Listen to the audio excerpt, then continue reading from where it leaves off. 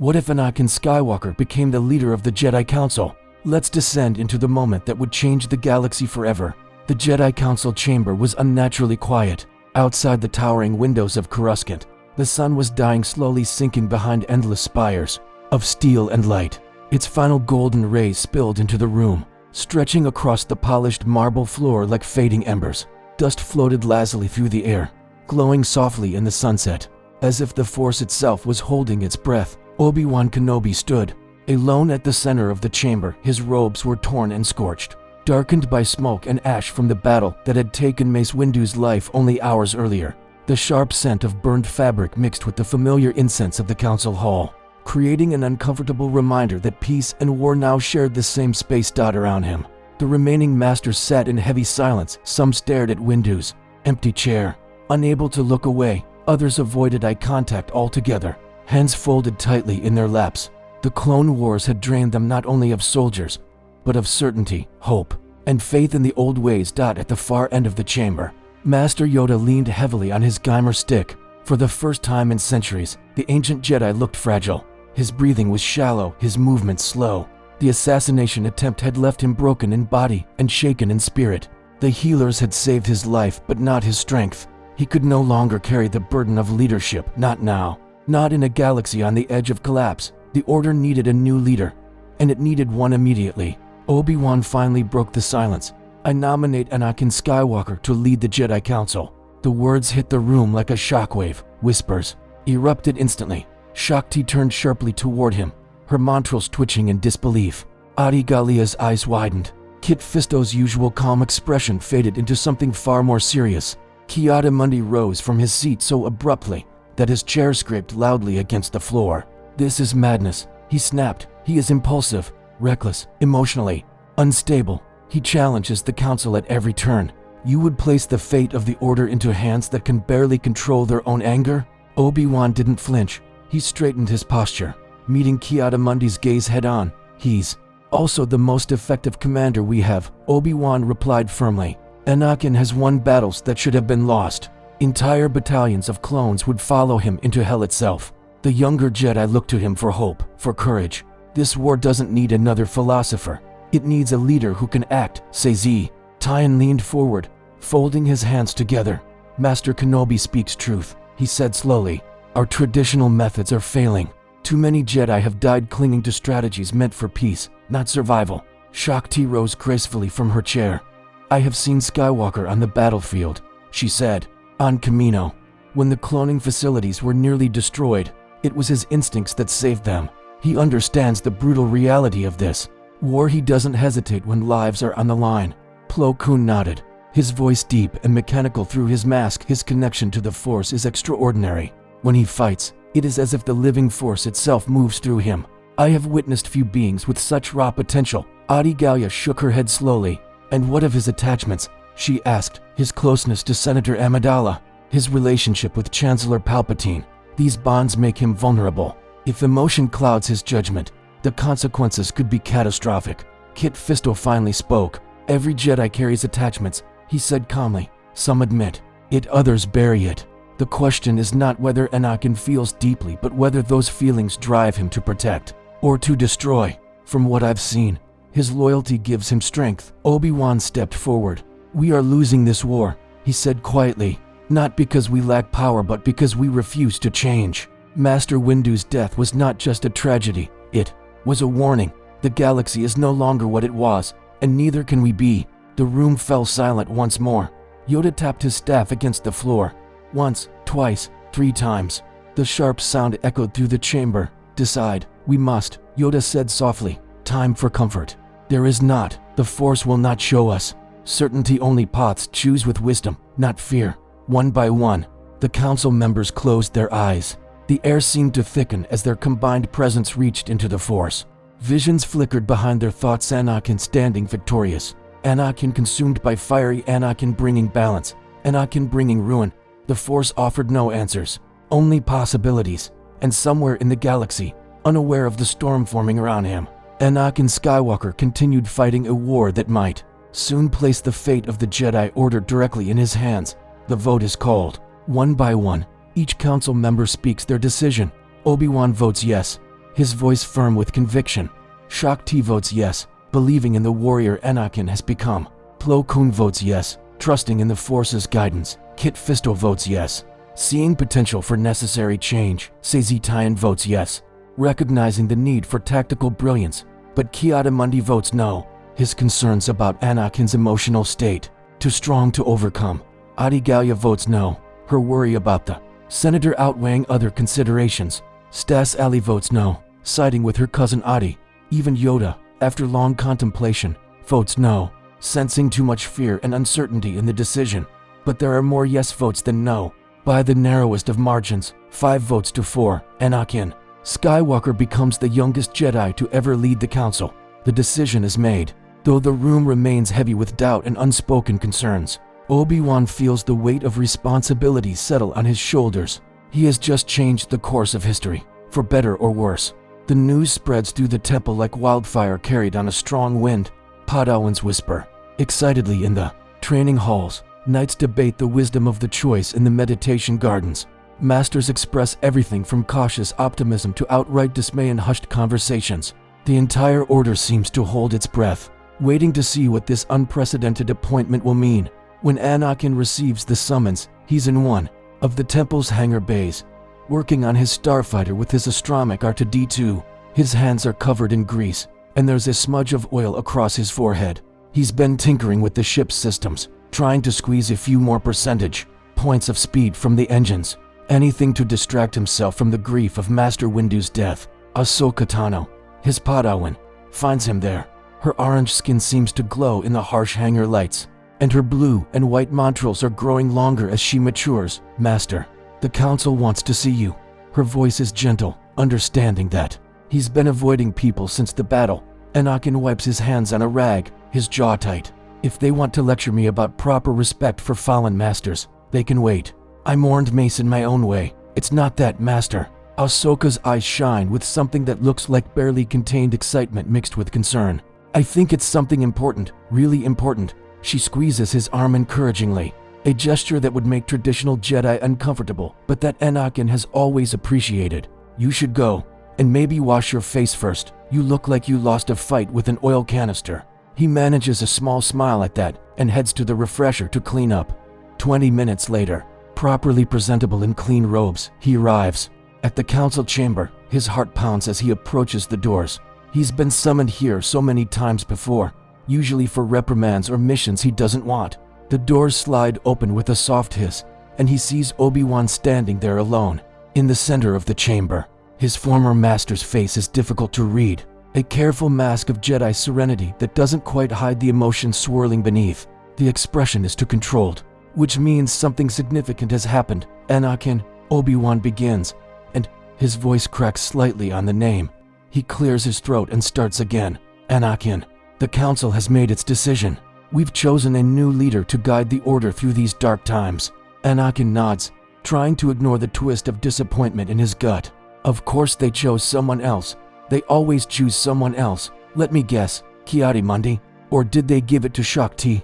Both would be good choices. They're experienced, respected, everything a council leader should be. Obi-Wan's lips twitch into something that might be a smile. We chose you, for a moment. Anakin is certain he misheard. His brain can't quite process the words. He stands there, mouth slightly open, staring at his former master like Obi-Wan has suddenly started speaking Huttese.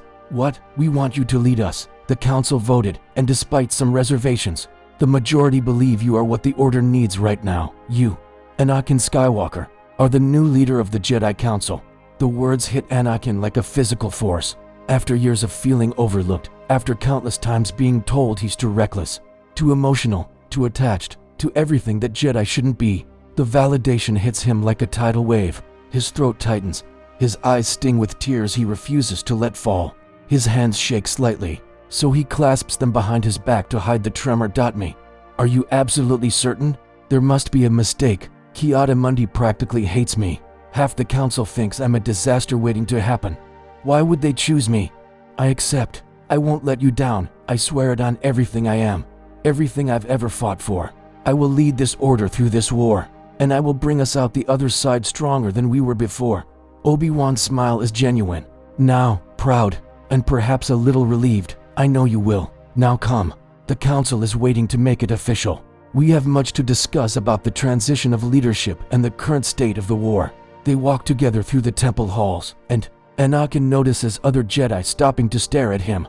Word has already spread somehow, carried on the currents of the Force or perhaps just through old-fashioned gossip.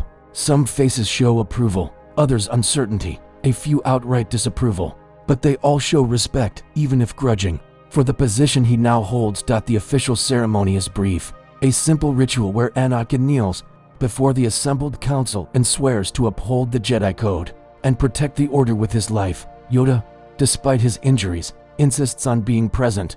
The ancient master places one small hand on Anakin's head, his touch feather light, but carrying the weight of 900 years of wisdom. Lead well. You must, young Skywalker. Great responsibility. This is great trust we place in you. Fail us not, fail yourself not. When Anakin rises, he is officially the leader of the Jedi Council, the youngest in the Order's 25,000-year history. The weight of it settles on his shoulders like a cloak made of durasteel, heavy and uncomfortable but worn with pride. That evening, as the sun sets over Coruscant's endless cityscape, Anakin stands on one of the temple's highest balconies. The wind whips at his robes, carrying the sounds of the city below, the hum of countless speeders, the distant wail of emergency sirens, the ever-present drone of commerce and life continuing despite the war raging across the galaxy.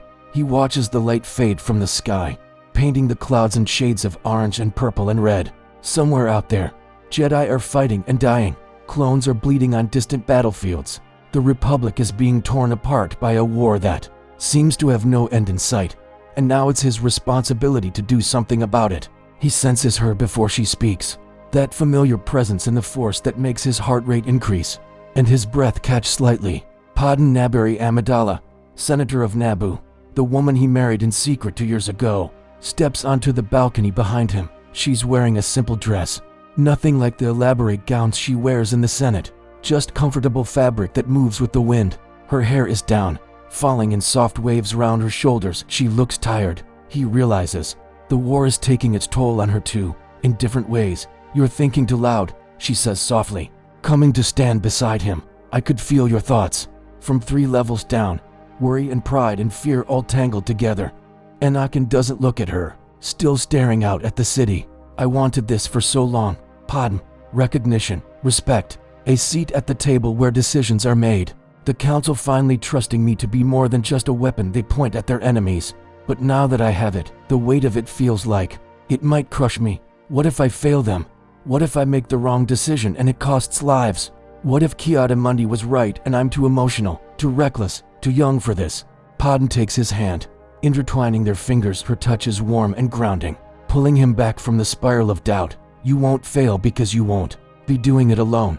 You have Obi-Wan, you have Ahsoka, you have the entire council to advise you, and you have me, even if I have to stay in the shadows. But Annie, I need you to promise me something.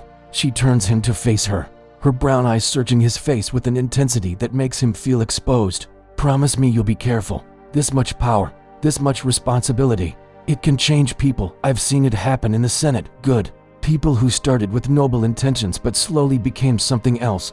He pulls her close, wrapping his arms around her and resting his chin on top of her head. He breathes in her scent, something floral and distinctly her. I promise. I have you to keep me grounded, to remind me who I am beneath the titles and responsibilities. That's all I need. You're my anchor, Padme, when everything else is chaos and darkness. You're the light that guides me home. She pulls back just enough to look up at him, and there are tears in her eyes. Just don't forget that light exists, okay? Even on the darkest days, even when the war seems endless, remember that there's still beauty and love and hope in the galaxy. Remember why you're fighting.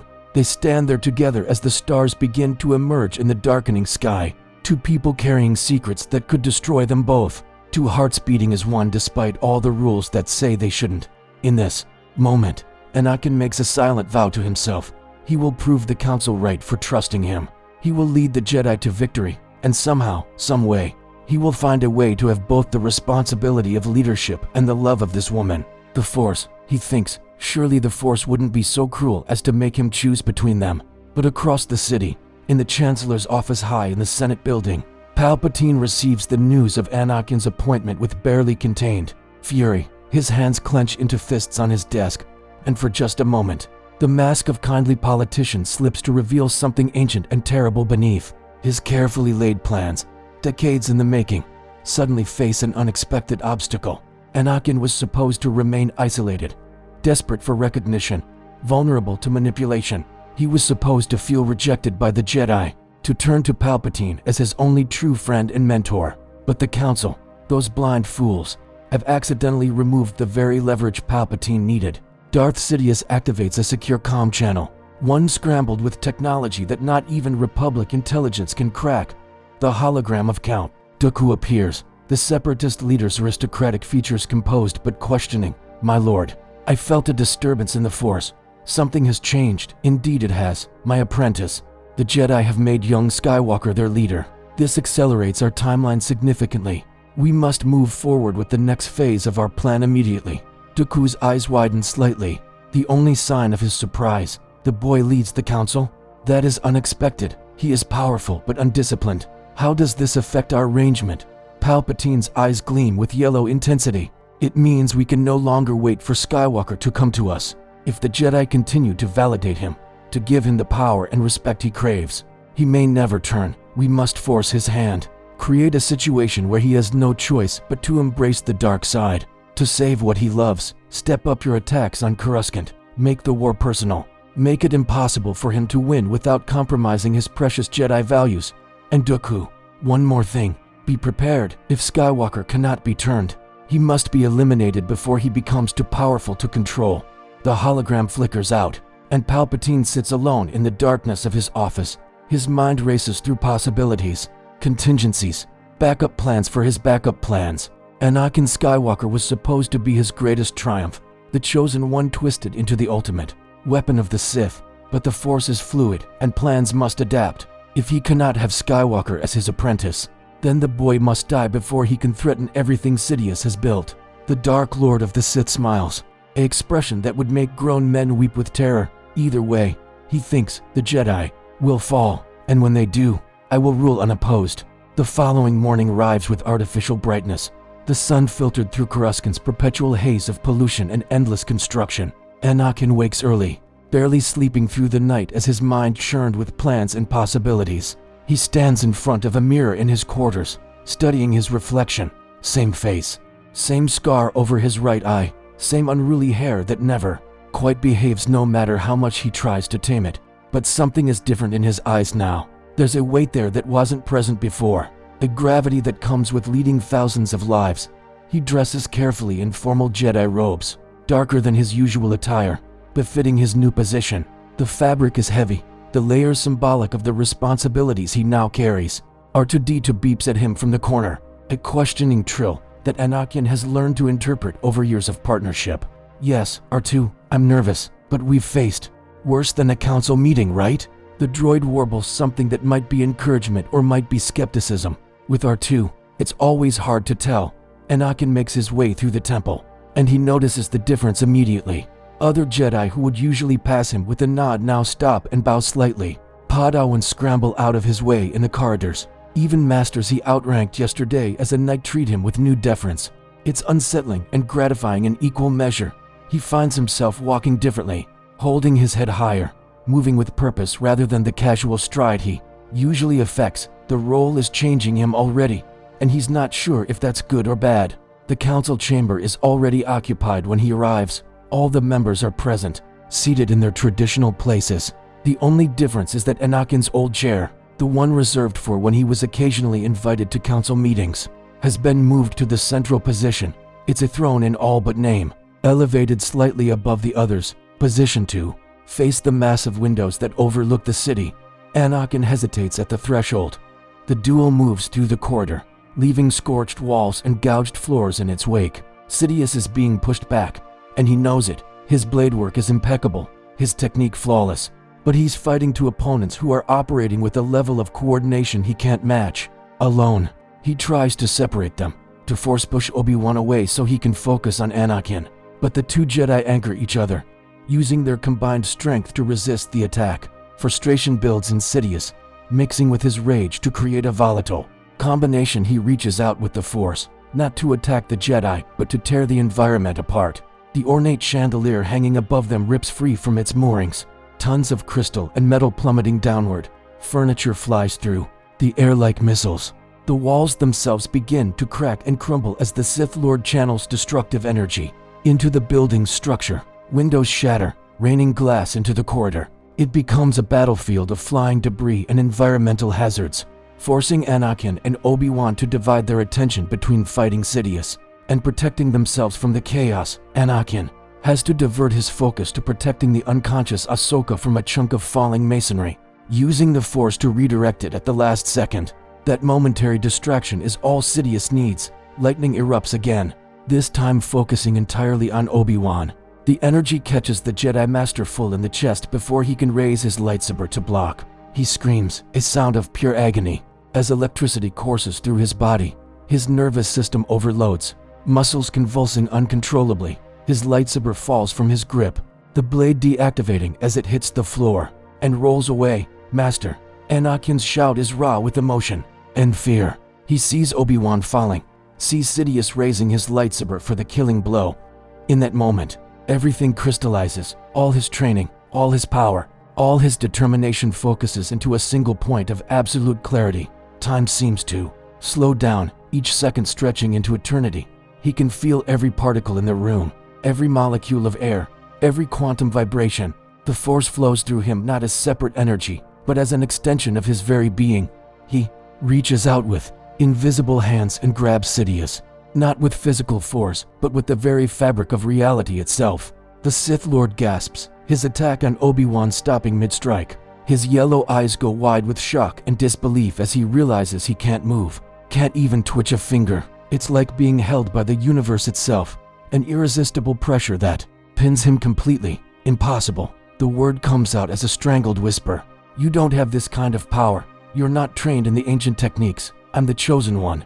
Anakin's voice is calm, almost eerily so.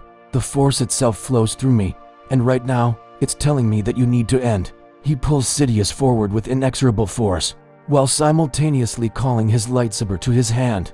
The Sith Lord tries to resist, lightning flickering desperately around him, but he's suddenly fighting against the full might of the living Force itself channeled through a warrior who has found perfect balance between passion and control.